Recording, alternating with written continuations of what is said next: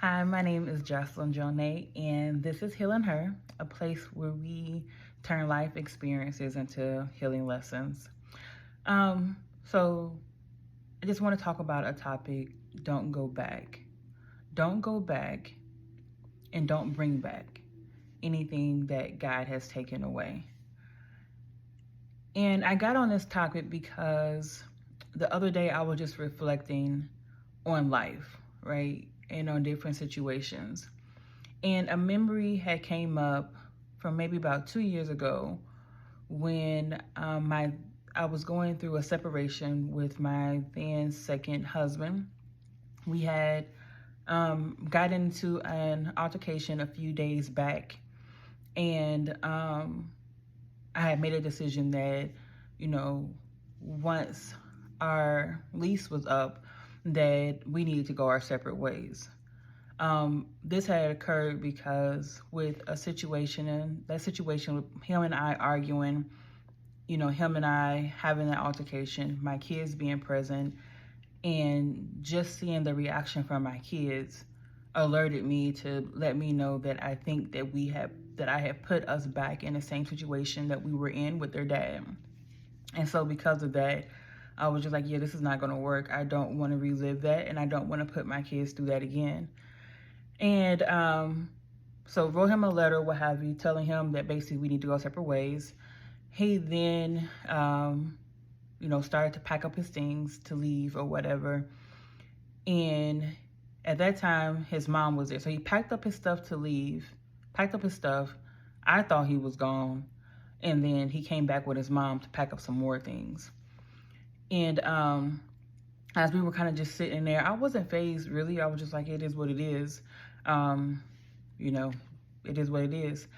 And as we continued to talk and some things were revealed in that conversation that we had, I remember him looking at his mom and was like, he was like, basically, I'm going to go ahead and just stay.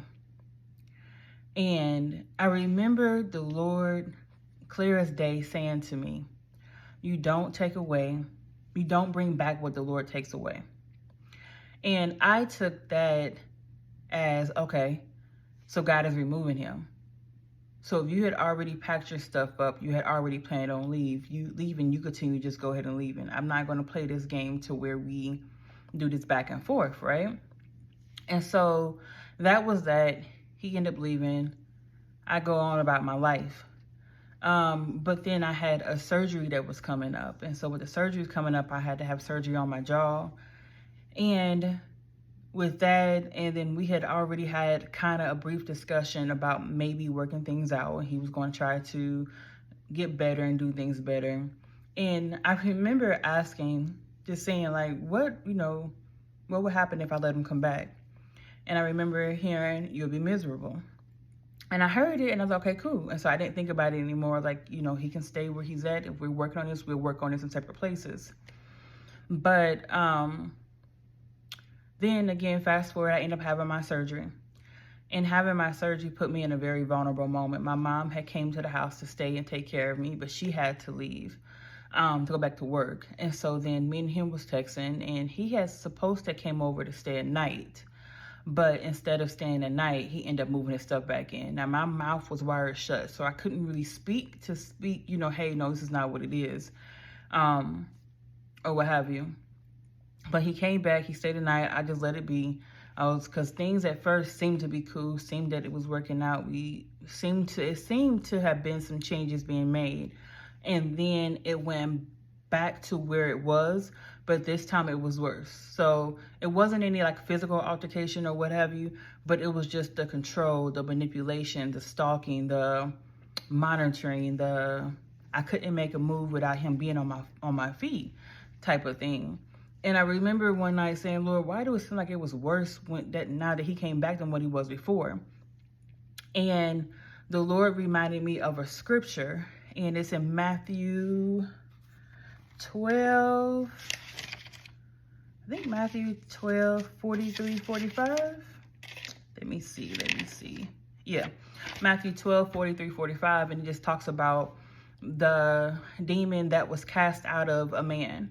So a demon was cast out of the man. The demon went and roamed and stuff, and he couldn't find a home. So he said, let me go back to the house from which I came from, but let me bring more with me, right? And so the Lord revealed, when I say don't bring something back, I mean it. Because when you decide to, or when God removes something, right? He's removing it for a reason, because he can see things that you cannot see. And so when you bring a person back, or you go back to a person, basically what you are saying is that I am okay with the treatment that you gave me. I am okay with what we went through. You are opening the door for worse to happen, right? So you are opening the door, because like when you're saying, oh, I'm okay with this behavior, then it like gives this person free will to just ramp it up, right? Because it's like, okay, well, she brought me back, so obviously what I'm doing is okay, so let me go ahead and just fully load on her, right? And so he explained that to me, that when something is removed from you and then you let it come back, it's going to be 10 times worse than what it was. The demon was cast out of that man. He said, let me bring many more with me that are actually stronger than me, right? That's creating a stronghold. And so with that, and he showed me all this while in that relationship when he had came back.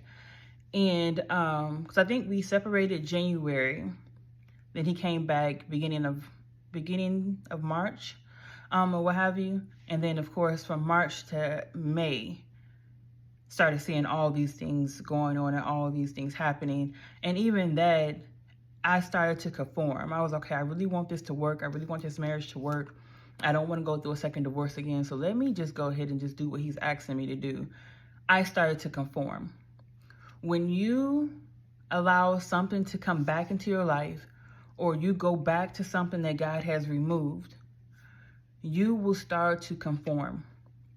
You will start to basically change and make yourself be who they need or want you to be, to try to keep the peace.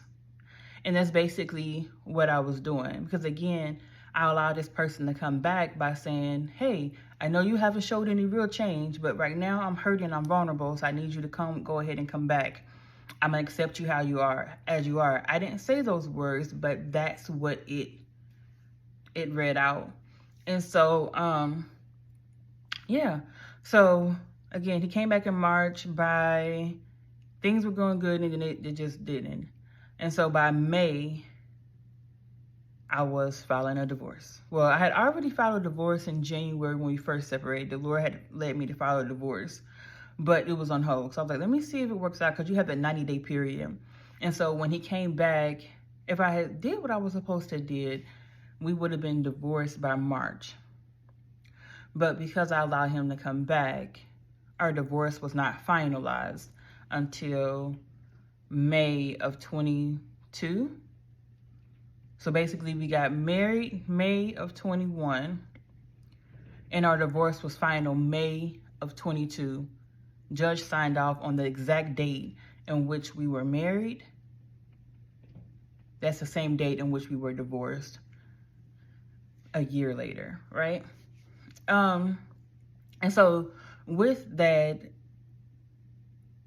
yeah, so we went through all that, and because of that, I think it propelled me into my healing. It propelled me into like really just healing, right? Because you get tired of making the same mistakes. And so a couple of things that I have learned out of that situation is, one, like I said, if God removes something from your life, do not bring it back and do not go back to it. If he removed it from you or you from it, it was definitely for a reason. God's rejection is your protection, and I wholeheartedly believe in mean that. Then also one thing he revealed to me is the second time. So the first time he left in January, I was fine. I moved on with my life. I was doing great financially, starting to build myself back up, just really doing good. When I let him come back and then he left again in May, I started noticing that my finances were not where they were, right? I had to try to rebuild myself back up, rebuild my credit back up. And you would think, okay, it was only like 60 days. A lot happened in that 60 days. But one thing he revealed to me is that, one, if you had just let go the first time, your recovery wouldn't have been so long. Your healing wouldn't have been so hard, right? You would have been able to kind of bounce back a lot quicker. But because of your disobedience, you allowed yourself to go through more pain and more torture, and you opened yourself up to more spiritual warfare. And now that is going to prolong your healing process, because instead of you just getting over the breakup, you now are having to get over the additional demonic spirits that you had let in by allowing that person to return, or by you going back to a person or situation. And this is not just for people, this is for situation, places. It goes amongst a lot of things, right? It's not just relationships, but it's just anything that you are removed from, or that's removed from you. A loss in a job, place, car, whatever it may be. Not only that, you have the consequences of your disobedience. So even during that time when we were separated and I was considering bringing him back, I had talked to several people to ask, okay, should I let this person come back? And each person was like, no. I had even talked to someone close to that family who, as I talked to her, because she was going through similar things with her partner, and she was just giving me advice on and background on the family that I didn't receive before we got married. And even she was like, nope, don't bring him back. Don't even let him come over, because if you let him come over, he's gonna move his stuff back in, because he's gonna take it as consent to move back in, consent to. And I had already been feeling that in my spirit as well, so she was just confirming it. But when I went through that surgery and was in that vulnerable state, I didn't remember anything that we had previously talked about, anything that God had told me. I was just hurting and needed someone to be able to help and take care of me, especially since my kids were going to school. I would be home by myself. I really didn't feel comfortable being home by myself in that state, whatever. So you have to deal with the consequences of your disobedience. For me, it was financial. It was with my credit. It was spiritual warfare. I think I went through spiritual warfare for about a good 6 months to almost a year after. Because again, I wasn't just fighting whatever was going on with him per se, but because I let him go back, there was a lot of other demonic and dark forces that I was fighting with, right? That wasn't even my own. But because I allowed this person to come back, I opened myself up to more torture, I gave the enemy a foothold. I gave the enemy a way in. I created a stronghold. And so I had to break that stronghold. And then not only that, you have to deal with the emotional damage, the emotional pain, a loss of self-trust, a loss of respect from yourself, from others, even from that person. Because when you allow that person to come back and they know what they did was wrong, they lose respect for you. Because basically what you're saying is, it is okay for you to treat me how you treat me. I have no self-respect. I have no self-worth. I have no value. So I'm going to let you keep doing what you're doing. You lose all respect. And from others, because it's like, yo, we talked to you and we told you what you shouldn't do and you did it anyway. Like, yo, if you don't respect yourself, then why should we? And I think the biggest one that I faced was with myself, though, because letting somebody come back after being warned and told not to, even by myself, it's like you went against everything. So it's like you went against yourself, against God. So now you have to rebuild trust with yourself and with God. Rebuilding self-trust is the hardest thing that you can ever do, because your body and yourself remembers the betrayal, remembers what it is that you did, right? And so it's like, how can we trust you? How can we? And so it took a lot of isolation, a lot of solitude for me to break down different emotional things, also to build the trust within myself, making the better decisions and things of that nature. Um, yeah. And then two, I have it wrote here. When you let someone back in against your better judgment, you not only betray God, but yourself. Oh, you're not only betraying God, but you're betraying yourself, and you're giving the enemy a foothold. You're giving the enemy a way in. You're opening yourself up to so many demonic spirits, torture, warfare. There's different things that now you have to fight. And it's like, it's very serious when guys say, don't go back. Don't go back. I used to always, when I left a job, I was like, yep, I'm not going back to the job. If I left it, I'm not going back. And I don't know why I never carry that with relationships. A lot of times we go back to relationships because we want to believe that person changed, because we just want to be loved. We don't want to be alone. We want our marriages to work. We want to have a family. So many different things that we want. And sometimes it's their threats. They threaten us. And so it's okay, I have to go back.